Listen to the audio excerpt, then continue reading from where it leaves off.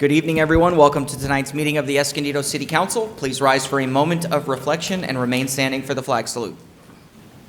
Yes, please join me in a moment of reflection. We come to tonight to say thank you. Thank you for the privilege, the blessing, the honor it is to serve here in the city of Escondido. We come together tonight as a diverse community, a community of different backgrounds, different beliefs, different presents, and different futures, yet one common goal, and that is the betterment of this city. We come together tonight to seek guidance, wisdom, and discernment during deliberations that transpire this evening, and in doing so, we lift up Councilmember Fitzgerald, Councilmember Christian Garcia, Councilmember Martinez, Deputy Mayor Joe Garcia, and Mayor White. May they be granted peace and wisdom as they lead our city into a bright and prosperous future. Amen.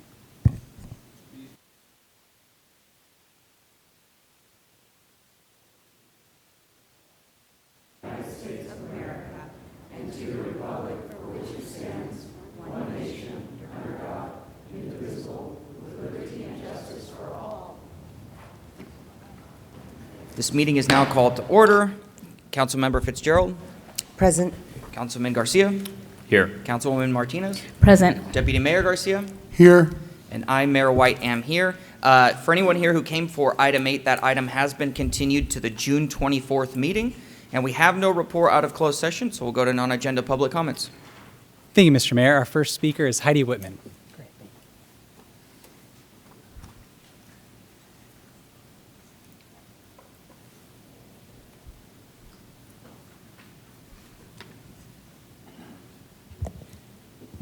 Good evening, Mayor White and council members. I wanted to briefly thank you for the additional time to review the concerns raised in the Hamilton Lane Development Appeal. The issues involve a highly technical, and I appreciate the opportunity for both the council and the appropriate resource agencies to take a closer look before a final decision is made. I also want to remind the council that the most recent Chatham monitoring reports indicate that the contamination plume remains chemically active. Monitoring wells have shown contamination rebounds over the past year, including wells both up gradient and down gradient at the proposed project area, as well as within Felicita Creek Park. While long-term cleanup efforts have made progress, cleanup objectives have not been met and continues to warrant careful consideration. Additionally, Commissioner Steve voted against the appeal because of citing lack of soil vapor management plan, or soil management plan, excuse me. For anyone interested in learning more about the appeal or supporting additional environmental review, please feel free to contact me at Heidi, Heidi, W07 at gmail.com.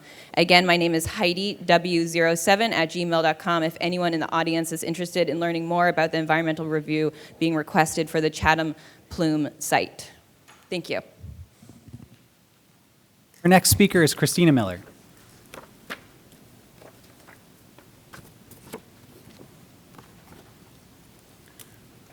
Good evening. I have a couple of things I'd like to discuss this evening in my short amount of time. The first is ADA parking along Grand Avenue. It's currently non-existent, and that is outside the scope of the law that governs California parking. There should be 1 per 25 spaces. When the repaving was done, those spaces were eliminated. So I'd like the council to look into the zoning commission or the parking commission, whoever manages that, to get those reestablished. As a person who uses a service dog every single day, this is important to me and it limits my use of Grand Avenue. So I would like for you to really consider that. Next would be the topic that you've all been engaging the public on social media, and I appreciate you meeting the public where they are, would be the Rings Foundation and considering an additional fire station. As we look at this project, should it move forward, I would like for you to consider building and staffing an additional fire station with full and complete hazmat response capabilities on the opposite side of the 15. In the event of any disaster, explosion, man-made or not, at that location, we would need that additional staffing. We would also need to keep our students safe at the high school, which is within 1/4 mile of that hazmat. Additionally, should there be additional traffic impacts, which make it challenging for engines and medics to get through there, I have to ask you, what's the cost of a life of somebody in a traffic crash on the other side of that event? We need to consider public safety first as we look at this project further. Also, for the Rings Foundation, I have a minute and a half left. I have a question for you, which I don't think will be answered here. However, the land was acquired in 1967 by ballot, by the voters. It was divided in 1977 by a ballot, by the voters. There's precedent here. Any changes to that land should be by ballot, by the voters. I would like for you to consider that as we move forward in this project. I also want to, again, thank you all for meeting citizens and residents where they are on this project. That's very important, and giving us the opportunity to review the projects. Thank you. Did you leave your contact information, or could you with Zach? I have it. I'll give it Perfect. to you. Yeah. Thank you. Thanks. No more comments on non-agenda items. Yeah, thank you. Thank you, Number Ms. Noel. 7?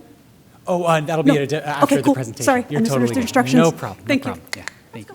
Great. Okay, next is the consent calendar. Excuse me. Tonight, items 1 through 6. I'll go ahead and make the motion to approve items 1 through 6 and ask for a second. Motion and second. Any comments, questions? Please vote. Voting is open. Motion approved, 5-0. All right. First of 2 public hearings. Tonight, the first one is on the Valley Parkway Townhomes. The public hearing is open, and the time is yours.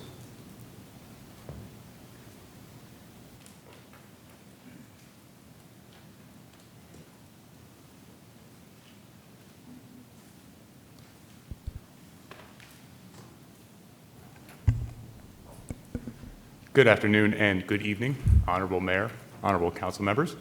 My name is Alex Rangel, Associate Planner for the City of Escondido's Planning Services, and I'll be presenting case numbers PL250096 through PL250099, Valley Parkway and Center City Parkway 94-unit townhome condominiums. The project itself involves a tentative subdivision map to merge the existing 2 physical lots into one, and to allow for individual ownership of townhome units as airspace condominiums, a plan development permit, master and precise plan, as required, and a design review permit for the new construction of the residential units. Tonight's presentation agenda will include the following: a summary of the request before the council, a background of the project site, the project's plans and design, the city's environmental determination, and the recommended actions for this evening. The request before the council is to approval of the following items: ordinance number 2026-12 to approve the master development plan for the project and allow for ground floor residential uses within the downtown specific plan, and resolution number 2026-86 to approve a tentative subdivision map to merge the 2 existing lots into one and permit for airspace condominium units, and design review for the construction of 94 multifamily units.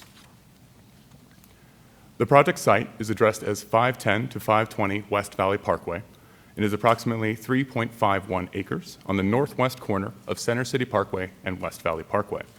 The project site is currently occupied by approximately 5,900 square foot retail building, a 7,180 square foot multi-tenant commercial building, and 4 self-storage warehouse buildings totaling approximately 30,600 square feet. All of the existing structures would be demolished as part of this project. Additionally, the project is identified within the city's housing element on the Suitable Sites Inventory, or SSI, which identifies properties as being suitable to accommodate housing units during the current cycle. The project site itself is zoned SP First Specific Plan under the General Plan Land Use Designation of the Downtown Specific Plan. Within the Downtown Specific Plan, the site is located within the Gateway Transit District, intended to accommodate employee-intensive commercial and professional services and higher density residential uses, which would benefit from the district's proximity to employment and major thoroughfares. In March of 2025, Stormbird, on behalf of Storm Properties, submitted a development project shown here of 94 multifamily residential units. Each structure would accommodate 4 to 6 individual 3-story townhome units, developed as 3 to 4 bedroom units ranging approximately between 1,350 square feet to 1,750 square feet. The project will take primarily access from the West Valley Parkway in the form of a private driveway in the center of the project site and a shared private alleyway to the west. The project will accommodate a total of 204 parking spaces in the form of 2 car garage for each unit and 16 guest parking spaces. Before you is a representative elevation of the project site from the primary elevation of West Valley Parkway and 3 of the 14 buildings throughout the project. The project site is located within the Mercado area overlay, which encourages the use of early California and Hispanic architectural styles to accommodate lively, tourist-oriented uses and residential development. The project incorporates designs inspired by architect Irving Gill, presenting a modern interpretation of the Spanish Santa Barbara style. Material mix uses decorative stucco, clay tile roofing, wood and metal decorative railing elements, ceramic tile, and various other decorative elements. The project's frontage and overall building design adjacent to West Valley Parkway provide a consistent massing and scale along the road. Staff presented the proposed architecture to the Planning Commission at the May 12, 2026 Planning Commission hearing, which involved an in-depth discussion of the architectural style adjacent to Center City Parkway.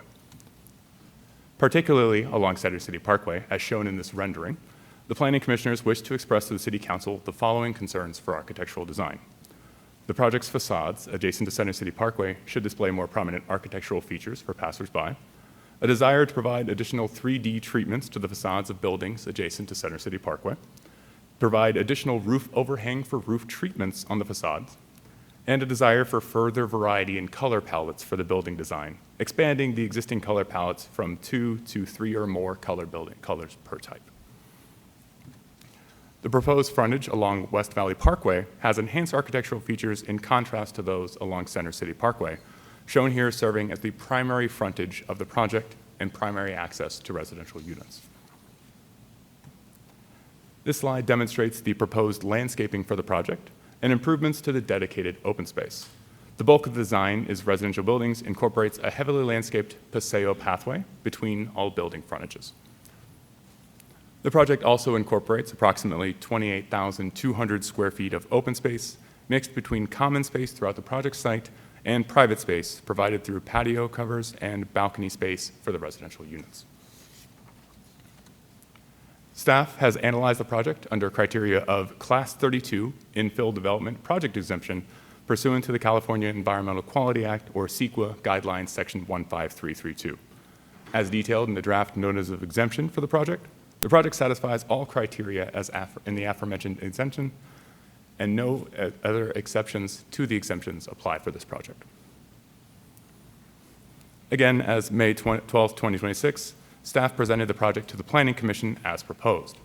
The Planning Commissioners thoroughly discussed the design of the project, focusing on elements adjacent to Center City Parkway and the provided architectural plans. Ultimately, the Planning Commission voted 5-0, recommending to the City Council approve the project as designed with the exception of architecture, subject to conditions of approval with subsequent design review conducted by staff prior to building permit issuance. Planning Commission's recommended additional condition is included in Resolution 2026-86. Development Services would like to request that the City Council adopt Ordinance Number 2026-12 and Resolution Number 2026-86, approving the project subject to the conditions of approval. And this concludes staff's presentation. Planning Services staff are available for any questions, and the applicant team is additionally available for introduction and any other additional questions that the council may have. Thank you. Thank you. Did you all want an opportunity to speak first?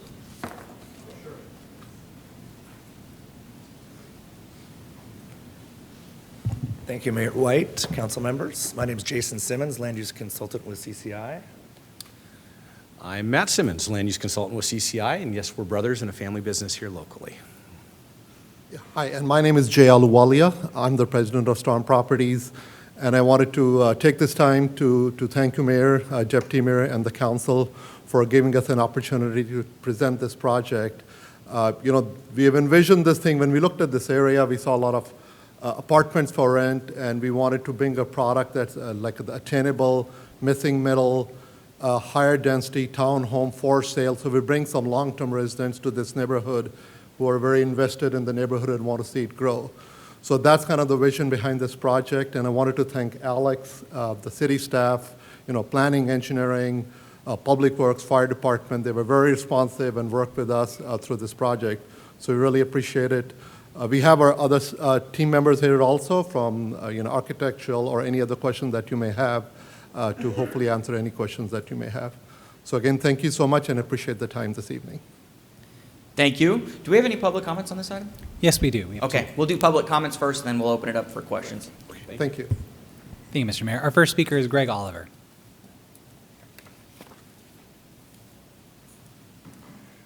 Good evening, Council. I'm here to address a detail in Ordinance 2026-12, which is wrapped in this particular project. It grants the planning director the power to approve 10% reductions in setbacks and building articulations without a public hearing, and that is a significant concession that bypasses community oversight. A 10% dimensional reduction is not a minor rounding error. It's an incremental stripping away of the architectural depth and setbacks that were promised us and demonstrated in Mr. Rangel's presentation, the beautiful buildings that were there. They also ensure neighborhood compatibility. We shouldn't leave the integrity of the neighborhoods to private administrative negotiation. To mitigate this, I would propose a threshold trigger that if a project requires more than 3 individual modifications, or if the cumulative impact exceeds a 10% reduction, the request must be elevated to a public hearing. Transparency should be the baseline and not the exception. Please protect our community's right to participate in the shaping of our city. Great. Our next speaker is Christina Miller.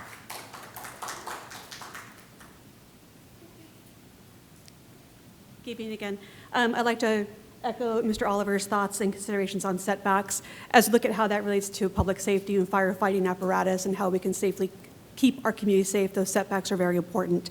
Additionally, looking at this, I do want to, on the renderings, they did have trees within the zero zone. I'd like to make sure fire department planners have looked at that as well to make sure that we don't have overlapping canopies of those trees or trees within 5 feet of the homes or structures to make sure they're completely safe. And also, a great thank you to the planning committee and those that have looked at it for including the 205 parking spaces and the double garages. As we look at emergency management, public safety, and response and recovery, it's very important we look at garages and parking. The Federal Emergency Management Administration recommends 3 days of supplies in the event of any disaster. Escondido, as we know, has no-knock disasters all the time. Fire, earthquake, floods, what have you. To have those garage spaces is so important in housing, and we need to really advocate for that to keep our citizens safe and also so that the community doesn't have any additional risk or burden for those that are unprepared. Thank you. No further public comments on this item. All right, we'll close the public hearing, and I'll turn it over to the council. Thank you. Thank you for the presentation, Alex. First off, I just want to say I'm really excited about this project. We are big on development, that missing middle, and so being able to provide that in that area is not only going to benefit those that are going to be first-time homeowners, that might be their first home or their forever home, and the square footage you're providing is actually really good as well. I also like the Mercado area overlay, the California theme that goes very well with the Mercado. That's just, that whole area. So I like the timeless style.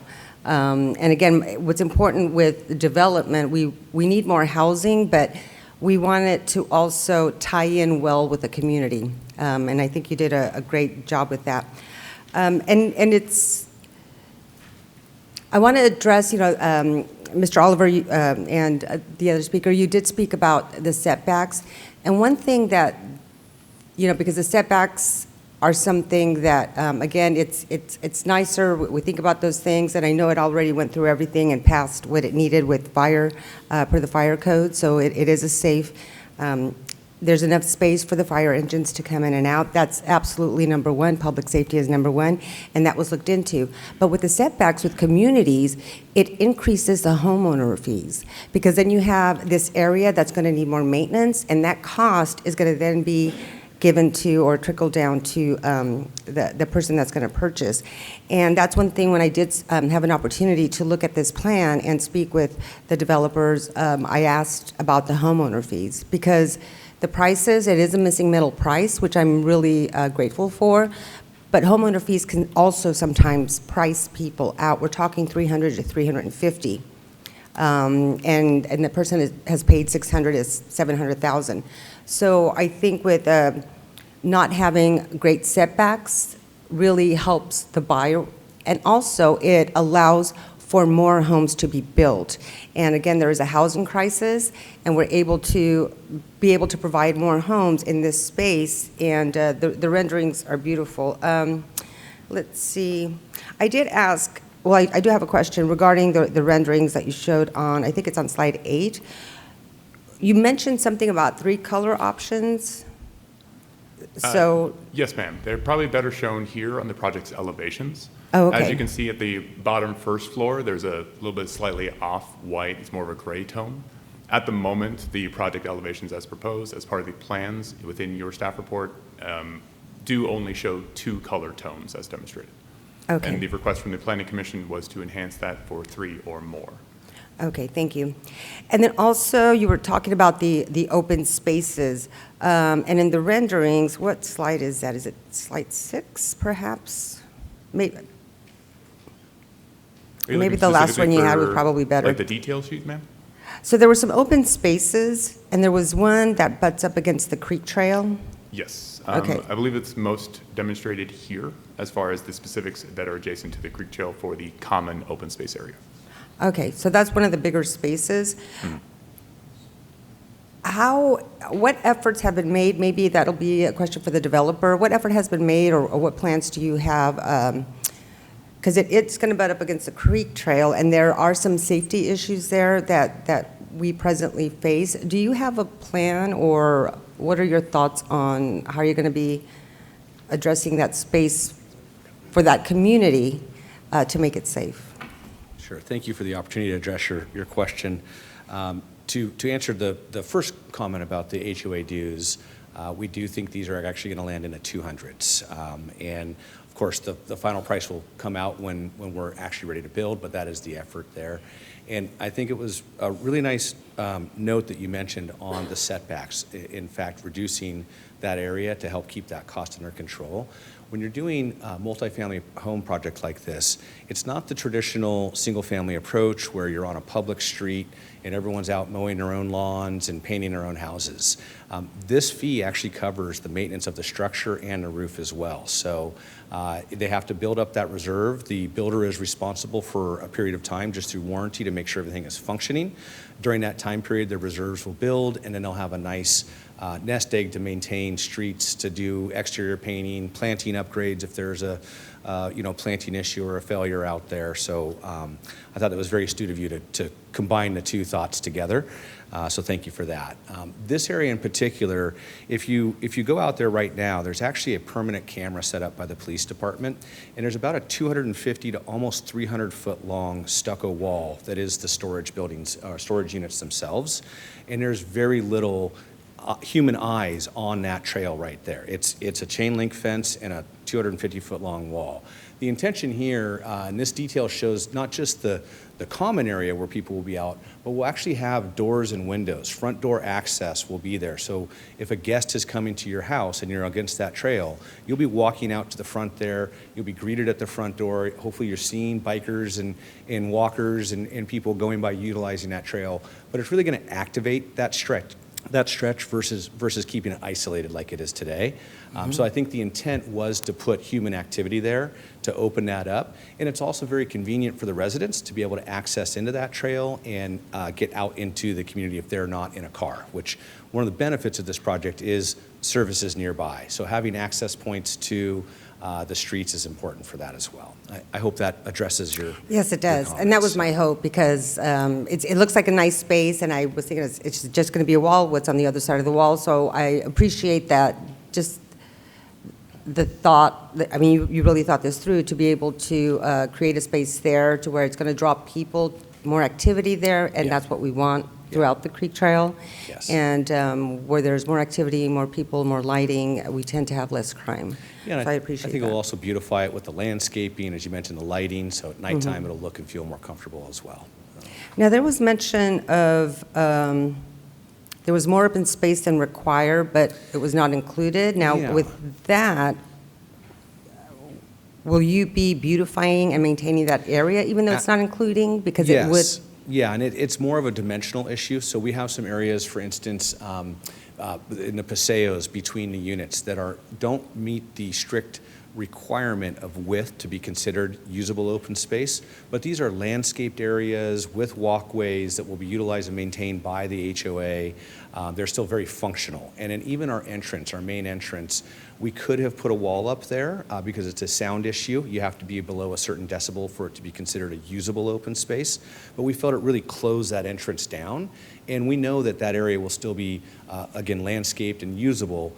It just doesn't qualify under the strictest of rules. However, we're not asking for a variance on open space. We still meet all the standards with the nearly 28,000 square feet that we've provided.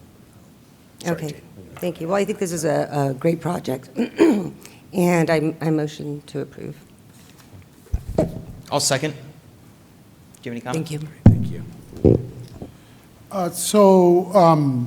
When I got the briefing on this project, I was very pleased that it's a for sale product, that it's for the missing middle. That's a conversation that we've been having for years here in the city, how that is completely necessary. Unfortunately, as we discussed, I hadn't received the packet with the drawings. So I hadn't taken a look. So right now that presentation has come, I've seen them for the first time, and I agree with the Planning Commission that something needs to be done back there, and without having to go into a lot of detail, I'm sure it was already discussed for a very long time, it was put into the requirements. So I look forward to hearing how that's coming along. I drive Center City all the time, and I look forward to turning around and saying, oh wow, that is so nice, because yeah, it's the back, but it's the front too.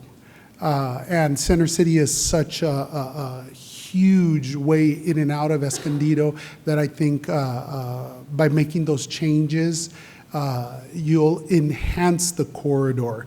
And I think that's what we're looking for, not just the minimum standards, but enhancing the corridor. So thank you. I'll be supporting the project tonight. I just want to say thank you for keeping us up to date as we went through the process. I appreciate that. I like the fact that it's for sale. I like the fact that it's more attainable for most people. So, like I said, I'll be supporting it as well. Sir? Thank you. I'll echo what my colleagues have said. Councilwoman Fitzgerald, I think, laid out my concerns and praises very well. The parking, I think, is also very important. Thank you for that. The prices, my understanding, if I could just get like a head nod, is we're looking at high 600s, low 600s. Perfect. Okay. And that's exactly what we're looking for. This is really exciting. The one thing I will mention, I mentioned this before in our briefing, is moving forward, I really want to see an attempt at density bonuses. So moving forward with other projects, if we could take advantage of that, that would be really great. That being said, I think that you really hit something that we all are looking for, and thank you so much. There's not much to say at this point, but thank you. Great project. I'm excited to see it here. I appreciate the housing will be in this underutilized commercial space, and it's close to our downtown area and the Mercado project. So lots of opportunity there, and lucky will be the homeowners who live in these townhomes. So I will also be supporting. Thank you. All right, any other questions or comments? And if not, please vote. Voting is open.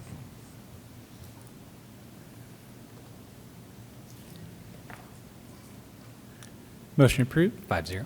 Awesome. Thank you, everyone. Moving on, item 8 has been continued to June 24th. That takes us to item 9, which is the annual action plan for the Department of Housing and Urban Development funding.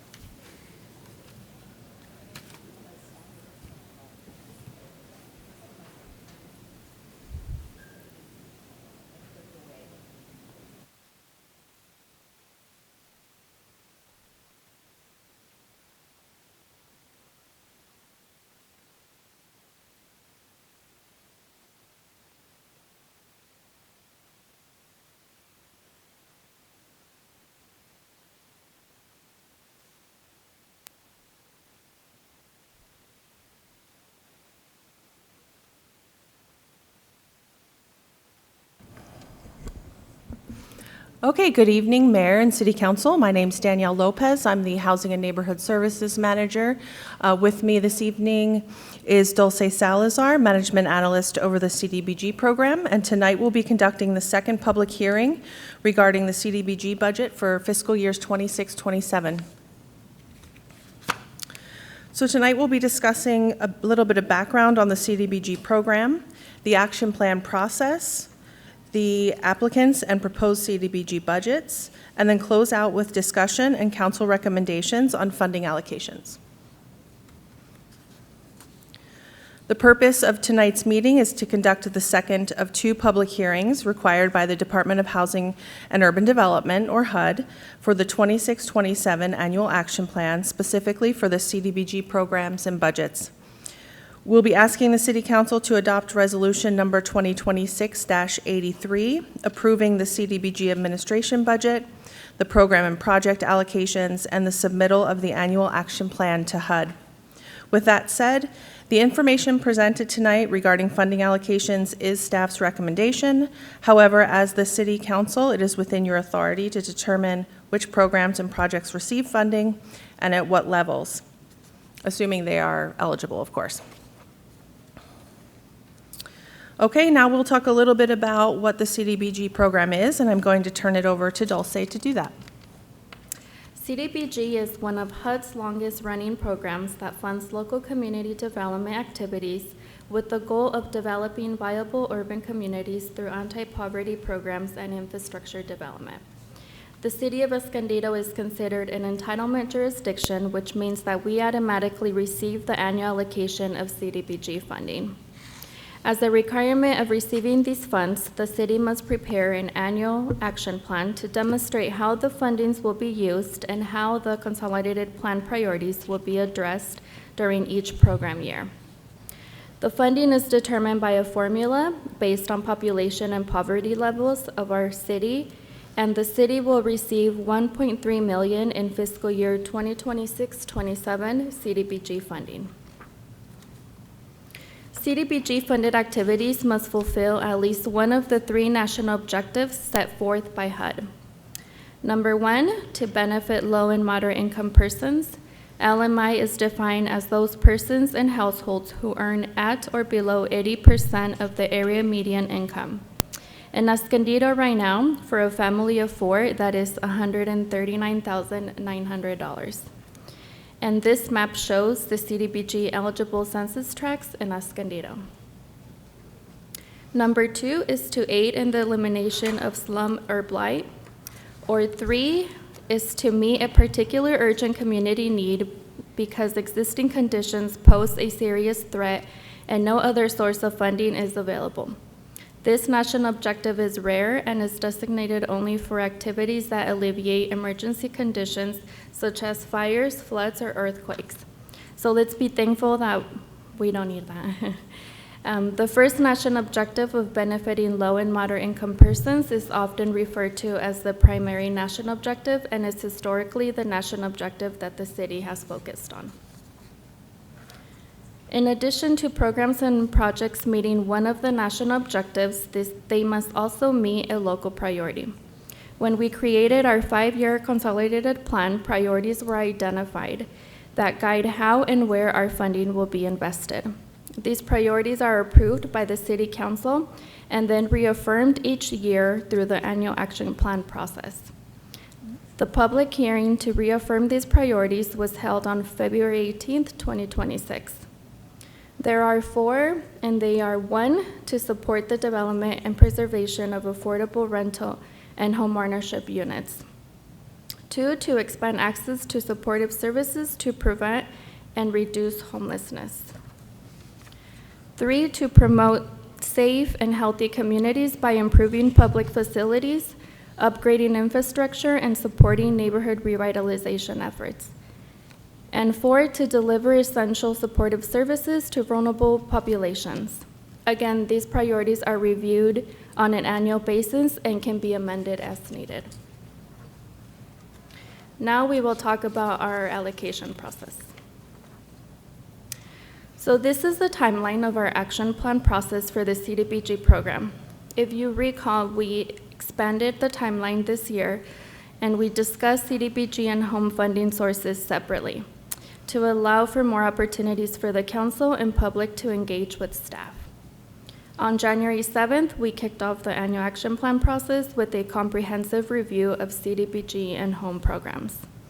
On February 18th, we held the first public hearing where council approved the allocation process for CDBG and reviewed and reaffirmed the consolidated plan priorities. On February 23rd, we released the request for proposals for CDBG funding, which was open for 3 weeks. The last 2 weeks of March, proposals were reviewed by Housing and Neighborhood Services staff using a scoring rubric that evaluated things such as eligibility and project description, agency information, including capacity and experience with federal grants, the budget, and the plan and ability to spend the CDBG funds in a timely manner. In April, we held one-on-one meetings with council members to discuss applications. And tonight, we are holding the second public hearing to approve the 2026-2027 CDBG allocations and the submittal of the action plan to HUD. In addition to the council meetings I just mentioned, we presented the action plan at the April 23rd Neighborhood Leadership Forum, the cafe meeting on May 1st, which is the Community Alliance for Escondido, run by the Escondido Education Compact, who also distributed our flyer to their partners, which is approximately 300 service providers. We hosted a community meeting on May 7th here in the Mitchell Room. We posted the flyer requesting feedback on our social media channels. The 30-day review period was released in a public notice on April 16th, 2026, in the Escondido Times Advocate in both English and Spanish. The draft 2026-2027 annual action plan was available for community review and feedback on the city's website and was available at City Hall for the required 30-day review period from April 16th to May 15th. Flyers were also made available at the Park Avenue Community Center and the East Valley Community Center. And lastly, the flyer was emailed to our neighborhood groups, the Downtown Business Association, and the Chamber of Commerce. We received 7 public comments related to CDBG during the public comment period and our other outreach efforts. Some of these are the same or similar to what you heard last week during the public hearing for home funds. They are to provide clear priorities and more targeted investments, to provide more meaningful opportunity for public engagement around priority development, to provide a more detailed breakdown of administrative funds and descriptions of programs and projects, to implement a means of measuring program effectiveness, and to expand neighborhood group support. We also received 2 letters of support for the MAC proposal and a letter of appreciation from Urban Corps thanking us for supporting them over the years. Now we are going to move on to the applicants and proposed budgets, and I will turn it over to Danielle. This slide illustrates how the city's fiscal year 26-27 CDBG allocation is structured based on federal program requirements and council direction at the first public hearing held on February 18th. The maximum 20% of our total allocation will be used for administration of the grant. That funds 2 full-time staff and the operating budget for the CDBG program. A full breakdown of that budget can be found on the city's website if anyone wanted to see the details of that. The maximum 15% will be used to fund public services, so these are things like Alabaster Jar or Meals on Wheels. And the remaining 65% will be used for capital and neighborhood revitalization projects. On the next few slides, we'll list the programs and projects requesting funding. Before we do that, because this had an impact on the action plan process this year, I wanted to provide an update on the executive order that amended policy requirements for CDBG. In December, we received our grant agreement for fiscal year 25-26 CDBG and home funding. Included with that agreement were 2 addendums that outlined several new or amended policies and program-specific requirements.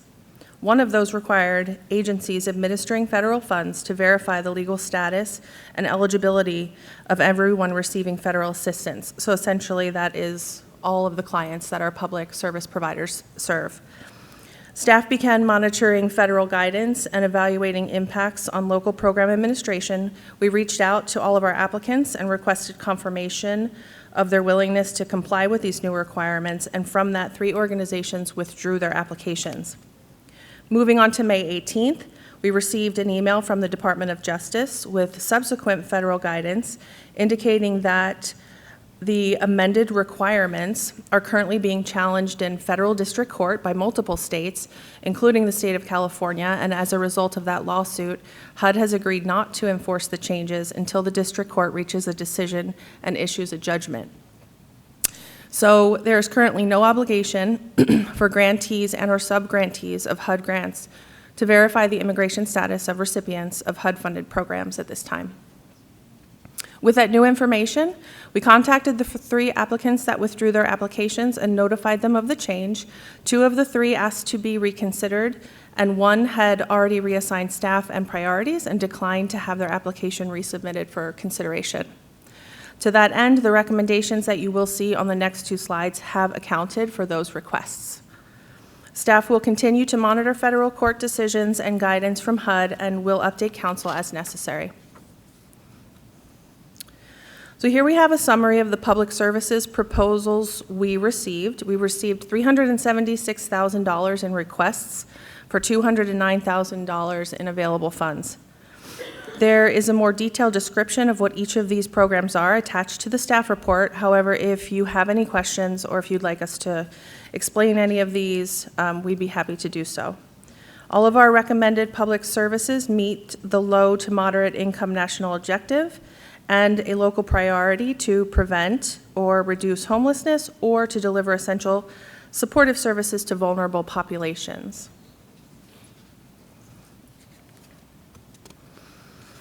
This is a summary of the capital and neighborhood revitalization proposals received. On this slide, we'll go over the proposals we are not recommending for funding and why. So the first one is Shabak Humanitarian Bank. They requested $125,000. They describe themselves as a one-stop community resource center for Escondido low-mod income residents. They're located in the mall, and this project would expand their footprint to include the suite adjacent to the existing resource center, resulting in 11 dedicated service areas, creating a comprehensive one-stop community resource center in Escondido. The expansion requires a conditional use permit, which can take up to 6 months to process and has no guarantee of approval. Due to the timeline, we're not recommending funding at this time. Once they have obtained all of their necessary approvals, we would encourage them to reapply for funding. The next one is the Mac Ivy project. They requested $1.3 million. Funding would support the acquisition of a 1-acre site located at 2nd and Ivy for the development of a 126-unit affordable rental development. For this one, MAC requested funding for 2 different properties, and in conversations with them, this project was not as far along as the other, so we opted to fund the other project, which is Essentia, a 1.28-acre site located at Escondido Boulevard and 5th Avenue for the development of a 180-unit affordable rental development. And although they asked for $1.3 million, which was our entire allocation before we broke it down between public services, admin, and capital, we are recommending funding $403,460. And that is basically what the remaining balance was after we funded the other proposals. The next program not being recommended for funding is Helping Hands. They requested $50,000. This project would be run by Code Compliance and provided outreach to residents in need, providing resources and volunteers to do minor maintenance and repair work. We're not recommending this project because the project proposed by Escondido Education Compact is essentially the same concept, providing the same service. And lastly, Westside Park. Fencing, they were requesting $35,000. This project would provide new fencing around the playground at Westside Park. Staff feel this is not an eligible activity as it is not expanding access or providing a new service. So next steps will be to approve Resolution 2026-83 with specific funding allocations, submittal of the annual action plan to HUD by August 16th. Again, I do believe we'll be ready to submit by the end of June. And then staff will conduct all the necessary reviews and execute contracts with the 2026 subrecipients. Each subrecipient will enter into a contract with the city and will be held accountable for carrying out their project as proposed. All contracts are monitored quarterly through reports provided by the subrecipient that include backup documentation, including time cards, copies of checks, ledgers, and any project-specific documentation. Additionally, subrecipients are monitored in person annually to ensure compliance with financial practices and CDBG eligibility. As I mentioned at the previous meeting, we'll be back before you in August or September to present a strategy or a tool that we will develop to report back more comprehensively on the performance of both the home and CDBG programs. This concludes our presentation. We have some questions on the slide to help guide our discussion once you've closed the public hearing, as well as a summary of the funding proposals. We also provided this information in the packet that we gave you today. And lastly, as I said last week, we would love to hear any feedback on the process and if you have any recommendations for next year. Thank you. Thank you. Do we have any public comments? Yes, we have 7 speakers on this item. Our first speaker is Estela de los Rios.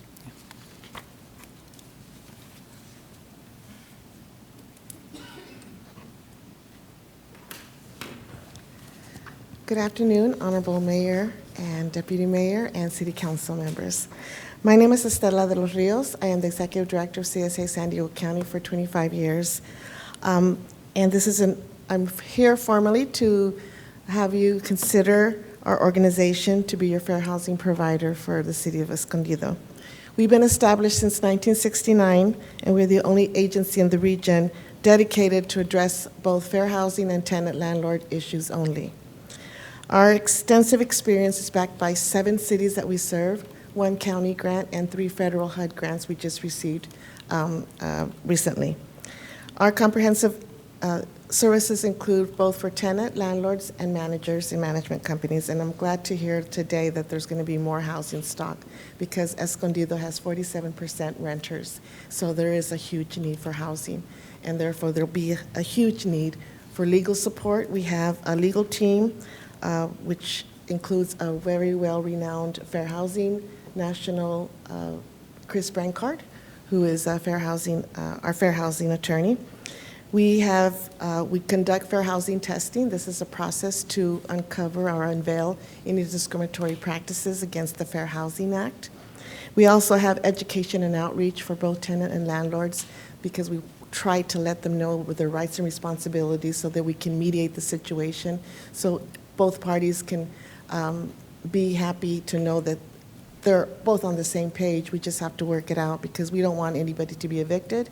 We don't want anybody to be homeless, so it prevents the homelessness and it prevents landlords from serving any evictions. And so with that said, we provide mediation and we also provide resources with our outreach.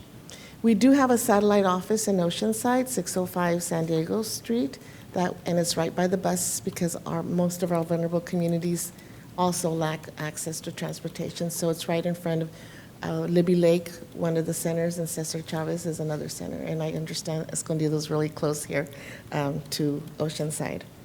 We'd be honored to serve the community of Escondido, and we look forward to the possibility of discussing how we can support your fair housing needs. And at this point, I'm very open for discussion, but before I do that, I just want to let you know we have been serving Escondido for the past, I believe, since 2022. I have some statistics here because my belief is As an executive director of our agency, we do not turn away any clients. We serve all the jurisdictions because we do have federal grants that serve the entire county from Jacumba, Alpine, all the way to San Isidro. So we do service the entire county to see if there's any fair housing needs, and that includes Escondido. Although we don't have the city contract, we have not turned any Escondido residents away. And thank you, your time has expired. Yeah, Yes. thank you. Thank you so much. Thank you. Great. Yeah. You're welcome. Our next speaker is George Ibarra.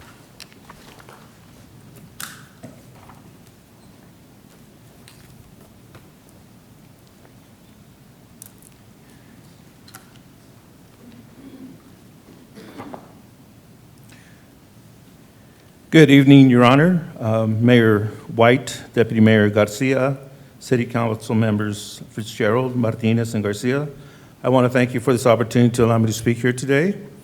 Our agency has been in operation since 1969, serving the entire San Diego region with all the fair housing and tenant landlord needs and concerns. CSA offers our services to all communities, regardless if they are tenants or landlords, what their income bracket is, their immigration status, or if there is a language barrier. We offer mediation services, resources, and a fair housing attorney for all fair housing complaints at no charge to the client. CSA has been very successful in all these matters only because of the close and mutual collaboration with city governments and all of their respective departments, such as code enforcement and building departments and their housing departments. Our office received a call from tenants that reside at Juniper Senior Apartments housing complex located at 215 East Washington Avenue here in the city of Escondido. And they were having to deal with the only one elevator in the building that had been out of operation for, according to the tenant, over 3 weeks. At my executive director's instruction, CSA took on the case because we felt that it was merited a fair housing case based on many tenants with disabilities that were living in the complex, and you can only imagine the safety concerns for the tenants that were not ambulatory or physically limited should there be an emergency. This one tenant called our office because they said they were unable to receive help anywhere else, so we took on the case as well. After contacting National Corps, who are the owners and property managers of the property and are located in Rancho Cucamonga, through our collaboration with your fine code enforcement department, the elevator was up and running in 2 days. CSA looks forward to your possible consideration of allowing our agency to be your fair housing tenant landlord representative. Our services are free of charge to all with no restrictions for all services. We offer our services in various languages, and we maintain a full-time representative at our satellite office in the city of Oceanside to facilitate services for our North County clients. Our main objective is to prevent homelessness. We've all seen an uptick in that as well. Thank you again, Mayor White and City Council members, for your attention and allowing me to speak here today again. Thank you. Our next speaker is Karen Anderson.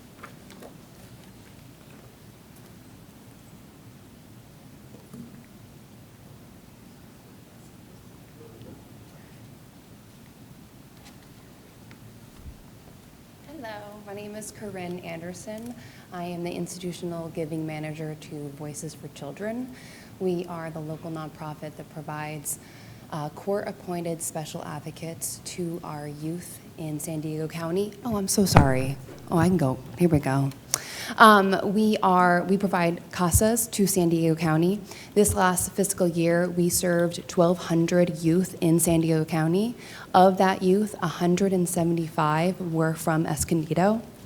We are here to ask you to accept the approval of the recommendations from the city. Thank you guys so much. You have done an amazing job. And going forward, the funding will provide for youth to be served in Escondido. I know that you guys may never see these individuals face to face, but please note that this funding is so critical. These casas are providing services that often these kids do not have. Just one person behind them, listening to them and saying, we hear you, we're gonna help you. So please consider and thank you, and we are here for any questions. Thank you so much. And thank you for everything you guys have done. Thank you. Thank you. Our next speaker is Javier Guerrero.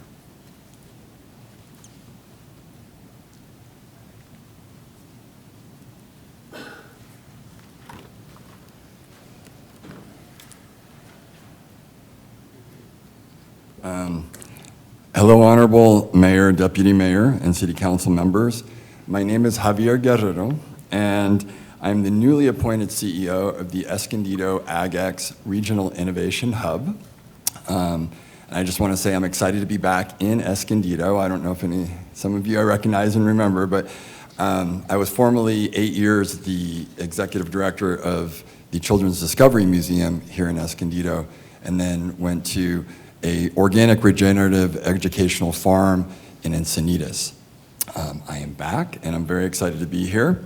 I just wanted to say thank you for considering the CDBG grant funding to support a hub for agricultural innovation, food systems resilience, and economic development. This vital support in the grant will be going toward staffing and operating, outreach, engagement, training regarding workforce development and economic development. And I just want to say, overall, I'm really excited and honored to be a part of this project, to renovate this facility, to engage many stakeholders throughout the region, which is something I really enjoyed during my time at the Children's Museum, and I feel like I will be able to bring that here again, with this focus on business development, economic development, and really expanding the agricultural ecosystem of support here, both in Escondido and the region. Thank you. Our next speaker is Christina Miller.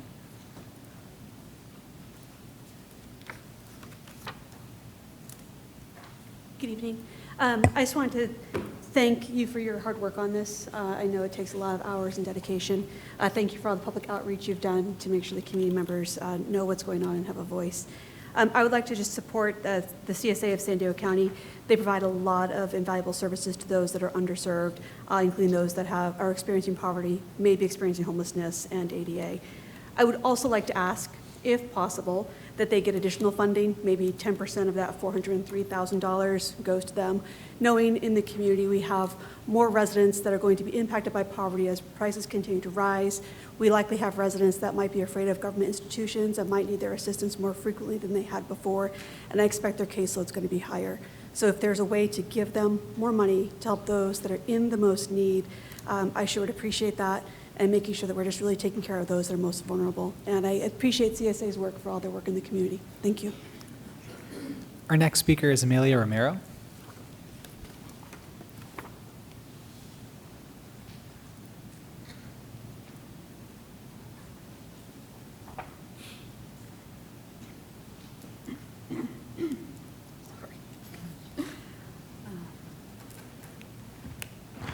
Good evening. My name is Amalia Romero. I'm the managing attorney for the Fair Housing team at Legal Aid Society of San Diego.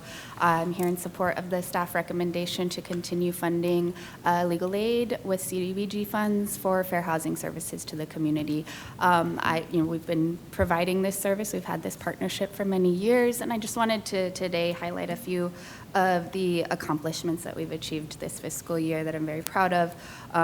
Just this fiscal year, that's not quite over yet. We've over 225 Escondido residents have received direct legal services straight from the attorneys in our office, and that's can range from advice that's tailored to that person's specific situation, to limited scope representation, to full scope representation, and then affirmative lawsuit or in defending against an unlawful detainer action.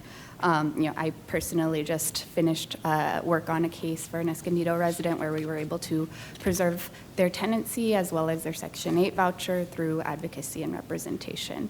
On top of our direct legal services, we also provide education and referrals to even more people than that, which I don't have the number on hand. But as part of our education outreach efforts, we really try to target high-need areas in the city, and we have a partnership with Interfaith where we go in person, do on-site outreach at their location here in town.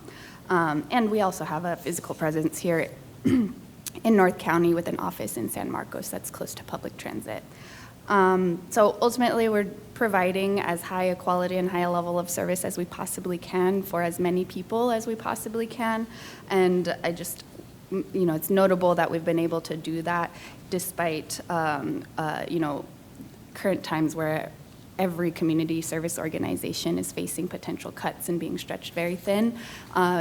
With the partnership with the city, we are able to continue to provide these critical fair housing services that I believe is truly, improves housing stability and saves lives ultimately. Again, here in support of staff's recommendation, I look forward to continuing to work with the city staff, and I'm happy to stick around and answer any questions that you may have. Thank you very much. Thank you. Our next speaker is Adolfo Ventura.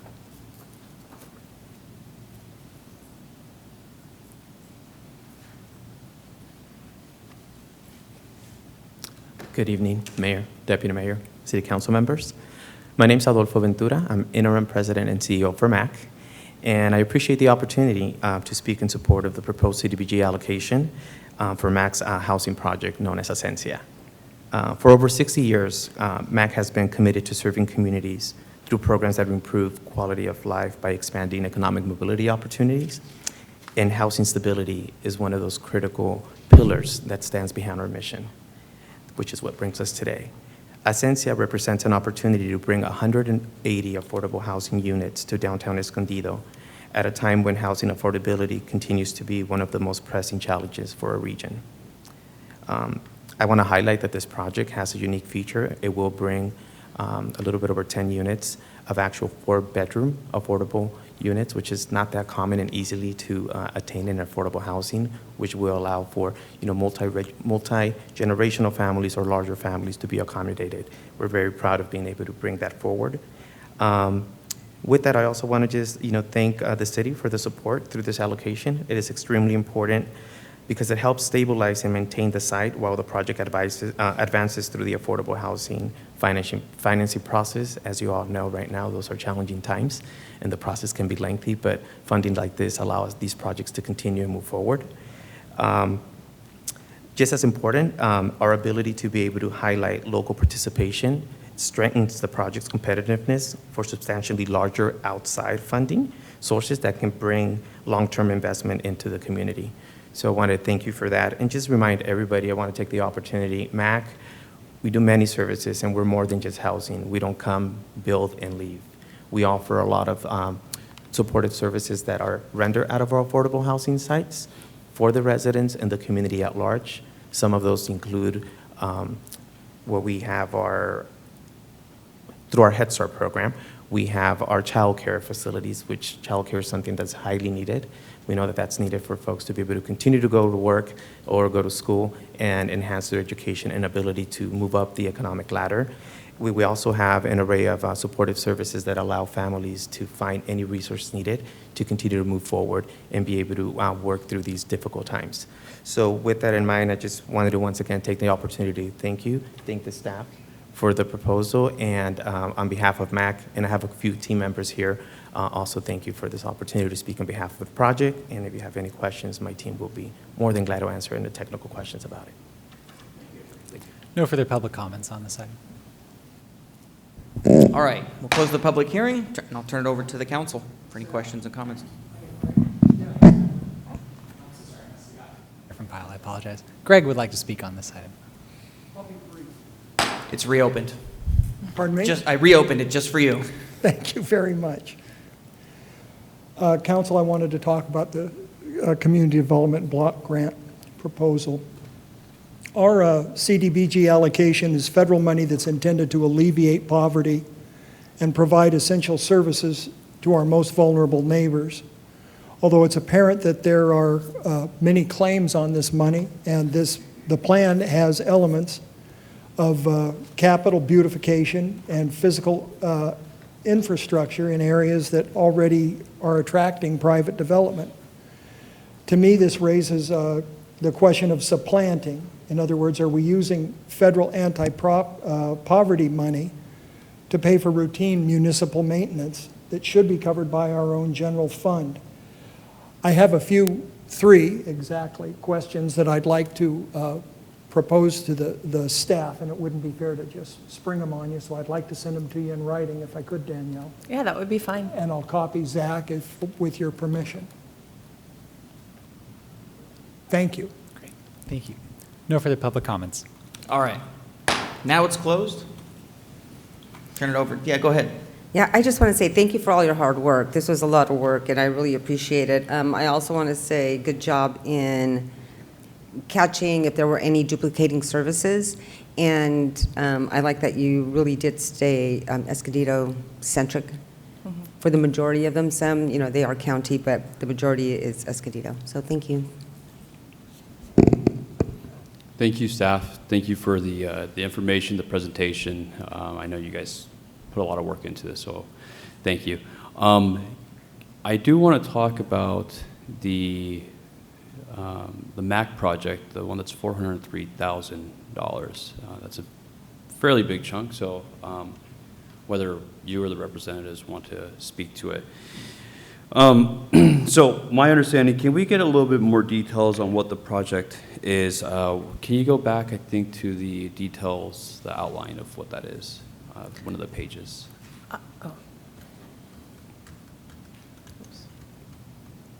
There you go. So we're looking here, we're looking at 180 units there. And that's on the Escondido and 5th Avenue. What's currently there right now?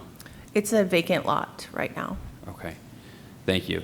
And who owns that lot? MAC, well, we should have them confirm, but I'm assuming that MAC owns that lot. Okay.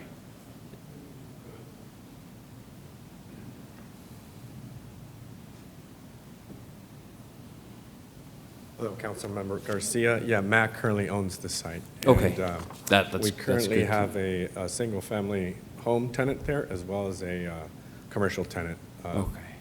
Used car sales lot. Thank you. 180 units, how tall would that be? That would be 7 stories. And what's the highest story building that we have right now in Escondido? Right adjacent to us is 4 stories. And how tall? And you said 4 stories? Yes. 4 stories. So this would tower over that. It would be almost twice the size. Correct. Yeah, okay. Now we're looking at 180 units. We're assuming, now what kind of units are we looking at? Studios, 1-bedrooms? Run the full gamut from studios to 1, 2, 3s, and 4s. 4 bedrooms? Yes. As well. Okay, so in the 4 bedrooms, and then this is all for lower income AMI, correct? That is correct. Okay, and yeah. what are we looking at, 30 to 80%? Yes. Okay, 30 to 80% AMI. So is there a limit on the occupancy per unit, or is there not a limit on that? As far as the Per unit, so ratio of, residents per. Oh, you'd have two residents per bedroom. That's the maximum. Yeah. So in the 4 bedrooms, we're talking about up to 8 people. Yes. Okay. How many parking spots are reserved on this one? This is 134 parking spots. 134 parking spots and 180 units, which includes units that are up to 4 bedrooms. That is correct. So if we assume at least 2 adults per unit, we're talking about 360 units, or 360 cars. And how many spots reserved? We have 134 parking spots. 134 parking spots. So we would be looking at probably 200 extra parking spots, off Escondido Boulevard. Have we talked to the other businesses or commercial owners on this area?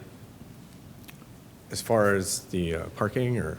Parking, we've had multiple charrettes, including staff, where we've demonstrated the project. We talked about the AMIs. But we haven't talked to any of the business owners nearby. No, not as far as if parking is what you're. And why are we not including a higher density? I mean, we're looking at more parking. Now, if this was to be approved, would it be protected by SB 79, which allows a certain no required parking within half a mile of this, of a transit station? Yeah, that is one among many legislation that would allow for that. Okay, and what other bills are we looking at that would protect this? There's SB 35, for example. that would allow us to basically have no parking. Okay, so we're looking at really, I mean, like I said, extra 200. Have we considered buying or leasing or something, another lot that would be able to contain this parking? I mean, we're talking about 200 extra cars on limited parking area. Correct. We also have a large amount of 30% AMI units. Typically at our other properties, most of those folks don't own a vehicle. Yeah, that hasn't been the experience we've seen. What we're looking at, I know with the Maple Street Plaza project, a big contention was the high amount of, the low amount of parking available, especially on a very popular area. This raised hell for a lot of the staff and for the city council that we were looking at. Much fewer units and more parking, and I think there was a lot of substantial pushback, and that's a huge concern of mine. Have we looked at any other options in terms of renting out or leasing, not renting out, but leasing an area, maybe a parking lot where people can park? That is certainly something we're looking into, but. Okay, but it hasn't been, we're not in any type of negotiation. We don't have anything concrete as of now. Okay, thank you so much, I appreciate that. Thank you. So given that information, I'm going to move to approve staff recommendation, but not include this, the MAC project, and maybe reconsider that for a later time. I'll second. Thank you. Okay, I had a question. So we can stay on Mac since, you were just up here. Sorry to make you come back. So first of all, I want to say hi to the new CEO. We haven't met yet, but nice to meet you. I've heard about you in the announcements. I knew Arnulfo for many years, so welcome in your new role. I did have a question about the location of this. I'm not going to get into the project details so much because we're not voting on the project right now. So as far as, just a quick question. Is this the lot that's by Central School, that big empty lot that someone had passed away and it was going to get built and something, probably before you bought it. I think the owner passed away and it was going to be another development and then it just didn't get, are we talking about the same lot?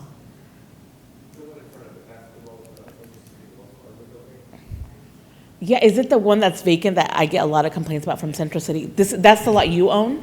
Do you own that lot, though? We don't own that. Okay, that's not your lot. Would you mind coming to the? Yeah, maybe come up. Yeah, would you mind coming to the counter? counter? Yeah, thank you. I'm trying to really, what's the address of us, where Essentia would be? What's the address? 328 Escondido. Okay, thank you. Because there's another empty lot, which. Correct. And that's not the one you have? No. You're talking, the one that faces Escondido Boulevard with the metal steel posts? Yeah, there's, Carzy is the used car sales lot right on the So corner. you're in the used car sales lot? Correct, Okay, but yeah. not that other one? No. Darn it, I was hoping that was yours. I was hoping that was yours because we need to get that, we need to get something built there. Okay, I was really excited and thinking, oh, they bought it. But okay, that's a very problematic lot.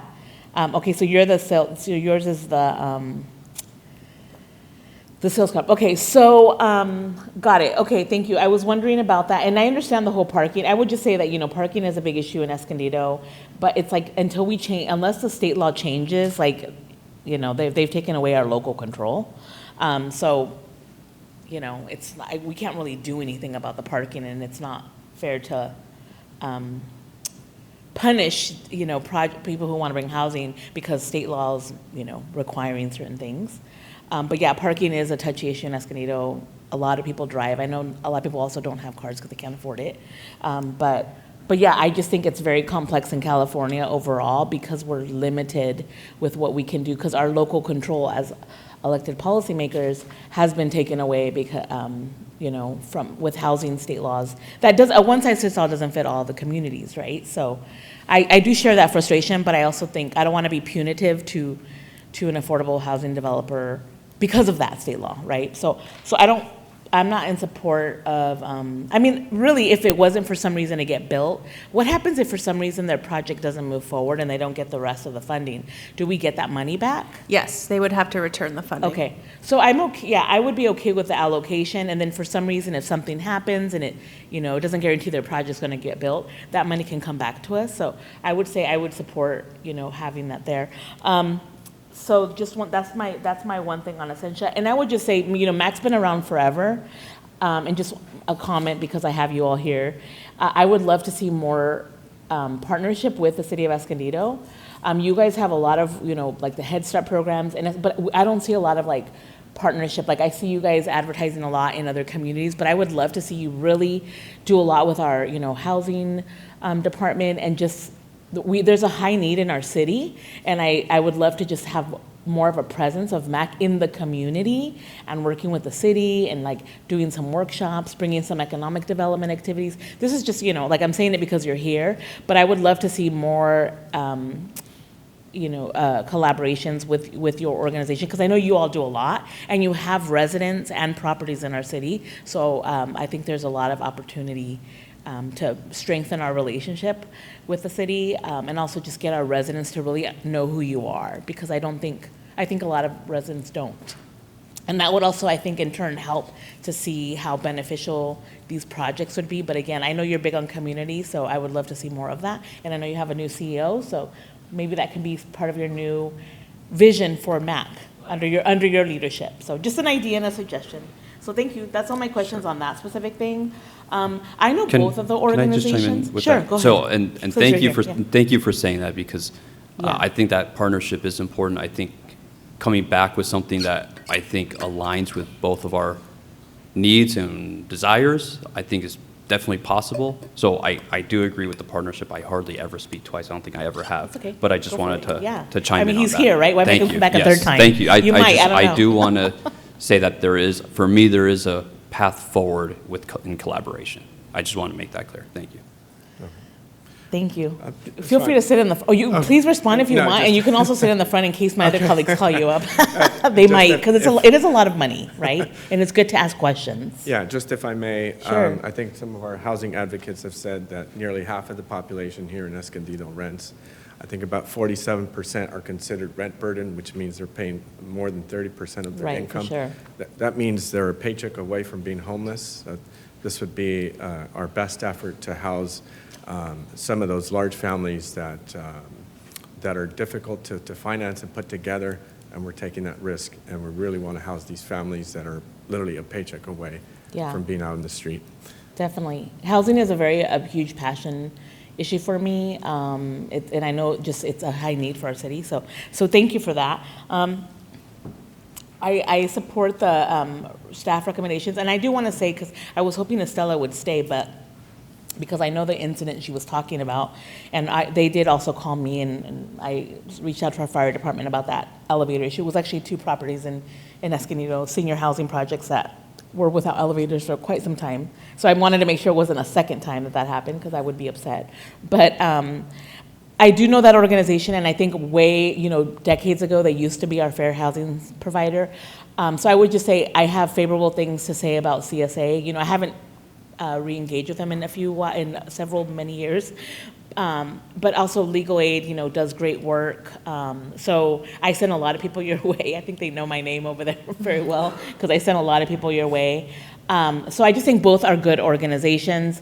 But I do support staff recommendation to remain with Legal Aid. They've been our provider recently, most recently since I've been here. And they do a lot, and they also go and refer for some reason they can't help. So I just wanted to say that on the record, both fair housing organizations do great work and have really strong reputations in our region. I wish we could fund both, but we can only have one, right? And everything that you explained, and Danielle, it makes sense on the whole, the different amounts. I also wanted to see, let's see, I have one more thing on my notes here. I also appreciate that Interfaith has an office close closer to Escondido, which is really important because sometimes people want to go in person and in case they can't reach on the phone. So that's also very important. I think there was another recommendation. The Shabak one, that one, I see that you're not moving forward. That one did have a concern for me because it's the mall, so the money's going to, you know, a private company. But I know you're not recommending that, but that was a concern in case they apply in the future. So, you know, for some reason they want to stay there, they don't own the space. And then welcome again to Javier Guerrero. I've known him for many years when you were at the Children's Museum, and it's exciting to know that you'll be leading the AgTech Innovation Hub. Really excited about that and happy to support that project. And one other question on the neighborhood, on your comments, a summary of comments, you talked about the neighborhood program expanding. I don't know if that was my comment or if there was another expansion conversation. I wanted to just get more clarity on that. It was another expansion conversation. Yay. Somebody else is interested in that. So basically, in 2020, when COVID hit, we had pulled out of the neighborhoods. We used to be a lot more proactive and a lot more active in the neighborhoods. So what we're trying to do, we are requesting additional funding for that program in the public service area. We're trying to expand that to get back out and be more present with our neighborhoods. So we'd like to expand our support to their meetings that they hold with their boards, their social events that they conduct, and their neighborhood cleanups. Also, we have the increase will basically pay for the staff person to go out and do that. We talked to everybody at the last Neighborhood Leadership Forum, and a lot of folks were very supportive. They wanted to get back to where we were several years ago. Yeah, it was a lot more activated back then, and I'm happy to hear that and that people want to do that. And then those neighborhood leadership forums, are they open to anyone, right? It doesn't have to be just a neighborhood group? They're only for neighborhood groups. Okay, is it possible to expand that to folks that maybe want to? Yes, if someone's interested, they can reach out to us. That's one thing I didn't mention. It's also, that funding will also be to do outreach. Okay, good. And hopefully maybe acquire some new neighborhood groups that we can bring into the mix. But yeah, if they're interested, they should reach out to Neighborhood Services, and then we can. Okay, great.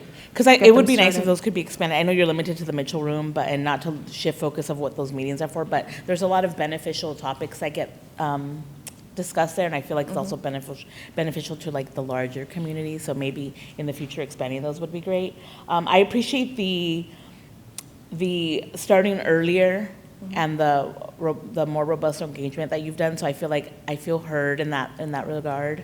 So Dulce, thank you too for the presentation and everything. I know you've been with the city for a long time too. Both of you have been with the city well before my time on the council, and I just appreciate all your efforts. And people say really great things about you all, including the neighborhood group. So I just want to say that I appreciate you.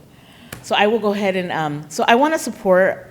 I do want to support the funding for MAC, but let's see what my colleagues say, and then we'll decide what we're going to actually vote on. So, but I'll just say I support staff's recommendation.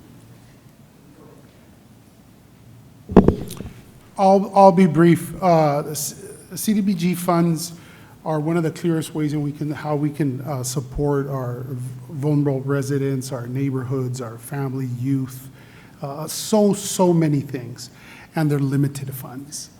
And you have a very difficult job to go through all these very worthy organizations that are asking for funds, not just to spend, but to actually invest back into the community. So thank you for being transparent and saying these are the ones no, and this is why. I think that is something that's very important to be presented. So thank you for that. Just a couple of things. When I was on planning, I remember a discussion that we had regarding height for buildings here in Escondido. So if this moves forward or at a later time, I wonder, I guess at this point we're not talking about that, but that's one of the questions that I would have. Regarding parking, I think Councilmember Garcia is on point. particularly, at least in my experience, when I represented District 3, there's an area that actually requires parking permits because there's an excess of parking spaces. And we actually had, I actually had to step into a number of the neighbors' homes because one was threatening to kill another one for parking in front of their home. And it was unbelievable. Police had to come out on a regular basis. So this is a real problem. It's not just, yeah, I understand the state made its legislation and said, you know, it doesn't matter as long as it's within this distance, et cetera, et cetera. But the real problems on the sidewalk, it was pretty scary. So I would welcome additional discussion and to see if there's something that we could figure out to work forward, understanding that you may not be, or you're likely not obligated to have to do that. But I've supported MAC over the years. I'm pretty sure that I worked for you when I was in college. I think the organization was MAC. I hope that doesn't bar me from voting anything. No, I'm just kidding. That was a long, long time ago. But anyway, that'll conclude my remarks for tonight. All right, thank you. I only have one question. Okay, so the motion that has been made is to approve the allocation of funds to all those organizations, with the exception of MAC. Now, if we were to follow through with that, is there a deadline on this money, and does it affect that in any way? Does it put us in jeopardy of losing the money? So we do have a timeliness requirement, but with that said, this money, if we didn't allocate it to this project, it would go into an unallocated account. If another project came up throughout the year or another, soon, then we could amend our action plan as we did with the home funds just these last several months, and we could allocate it to that. I don't think, fingers crossed, $400,000 won't make or break our timeliness. We met our timeliness for the second year in a row. And so we're ahead of the game now. But we want to make sure that we're still diligent in spending our money, which is, part of the reason why we didn't recommend Shabak. So I don't think it will be a deal breaker, but yes, we do have a requirement to not have too much money in our account every May 2nd of the year. When do these $403,000 need to be spent? Well, the way that it works is we just can't have we can't have any more than 1.5 times our grant amount in our account. So okay. We don't know. We monitor it throughout the year. If we were getting about the halfway mark, if we think that we're in danger of not being able to hit that goal, then we would, find another project to allocate that to make sure that we stay on track. Okay, thank you. Can I say one more thing, just based on what you mentioned? Sure. I just want to also say that we can also allocate it, and then if they don't use it or whatever, it comes back to us. Just wanted to remind you about that too. And then just a quick question, because my colleague asked me something, and now I'm wondering. I know we're not recommending the Ivy project. Is there a specific reason that we're recommending one over the other? And then I'm wondering if they also have the same kind of issues with the parking there. I can't speak to the parking, but the reason that we're recommending Essentia over Ivy is because of the timeliness of it. So that project is my understanding that it's far more advanced than Ivy. Oh, got it. And would potentially be ready for construction. What was the date? End of next year. Oh, okay, got it. That makes sense. And then just because, really quick, is that similar rules apply to the parking on that project? I don't want to get into because we're not really, okay. Okay. So yeah, so Essentia is more far ahead. Got it. That makes sense. Thank you. That's all. I just wanted to remind my colleagues that we could allocate it, and if for some reason it doesn't get approved, then we can get that money back. We could. However, I'm looking at, of course we need affordable housing. However, I know we're not voting to whether or not to support that project, but I have a hard time. I think that's going to impact the quality of life of the folks around there. Parking is something we hear about all the time, and it's not something I'm interested in exploring or supporting at this point. So I will support the motion as stands, and if there's no other questions or comments about this item, please vote. Voting is open.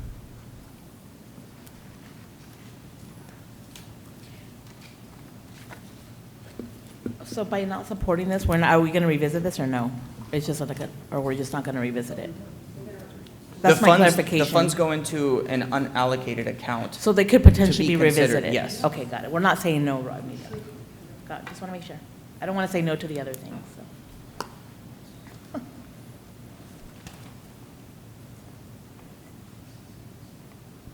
Did you get us all? Not yet. Oh. Motion approved, 5-0. Okay, thank you very much. Last item on current business is the resolution approving a memorandum of understanding between the city and Love Esco. Mr. Mayor, can you give me a moment to chat with our city attorney? Sure. Just a minute or two? Take all the time you want. Thank you very much. Nobody's anxious to go home.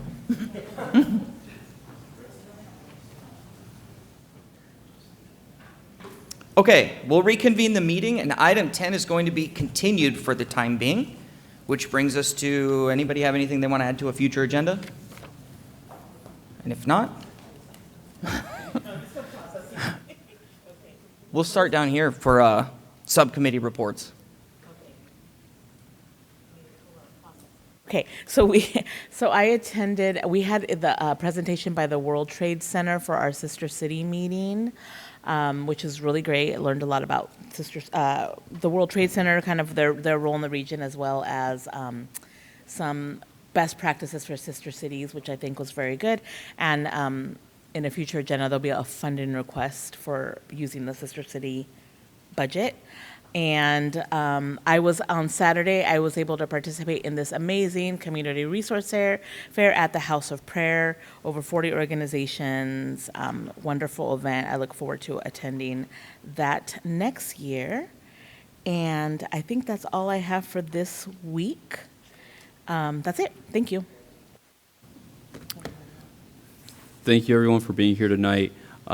So we had, as everybody knows, the Rinks project is the hot topic right now. It's the buzz around town. For those of you who were not able to participate last night, the next meeting is going to be on Saturday at the Mitchell Room at 9 a.m. Chris, look at me. He wants to. I believe it's going to be in the council chambers. The meeting's going to be at 9 a.m. And the location has been changed. It was announced last week as being in the Mitchell Room. It's going to be in council chambers. That'll provide more space, and there will be informational booths perhaps in the rotunda outside. So it's just more space over here than is available in the Mitchell Room. So thank you for bringing that up. So exactly that. 9 a.m. on Saturday. 9 a.m. on Saturday. So, and then I'll just keep it short. Thank you to my community for the privilege of serving. Last Friday was the kickoff for Cruisin' Grand, and it was fantastic. And then on Saturday, my kids danced in the Lovely Leaps dance recital. And if you're looking for dance, that's a fantastic place to go. Sir? So just a couple of things. On June the 5th, I had a League of Cities Public Safety Policy Committee meeting, and we had a lot of really great discussion, a lot of great presentations. E-bikes is one of the big discussions that's going on, but we're coming up. City will be presenting a policy for us to discuss here. But fireworks is a big discussion that's going on across the state, and one of our cities here in California had I think over $1 million in fines. So they made national news regarding that with the fires, with the fireworks, and then another city chimed in and said that they've found a method in which they could get paid, have the fines paid almost 100%. So I thought that was very interesting. We'll be discussing that. I'll be sharing that with staff here soon. And then on Monday, I had a Cal City San Diego County Division meeting. It was by Zoom, and it was, as usual, a very good meeting. Our Sister City Subcommittee was a great meeting, got a lot of great information, and we're excited about the things that we're moving forward with that committee. That'll conclude my report. Thank you. Sandag meeting, I just wanted to say, good job, staff. Apparently, we were, oh gosh, I had the word right. I had a point of credit. Darn it. Anyway, we had to submit a report. They pick random cities to see how they are managing Sandag money, and we came out number 1. So thank you, staff, for all your hard work. Also, what I got out of the Sandag meeting is that if you're feeling that your money's not going very far, it's because since January, so by February, inflation had got up 2.7%, and from January to May, it has gone up 4.3% in San Diego County. So 4.3% in San Diego County. So if you're feeling squeezed, it's because inflation is going up. So we hope to be able to provide services and things through the city to help our community with that. And that is all I have to report. Thank you. City Manager? Nothing further to add, Mayor. Additional public comments? None. All right. Thank you, everyone. This meeting is adjourned.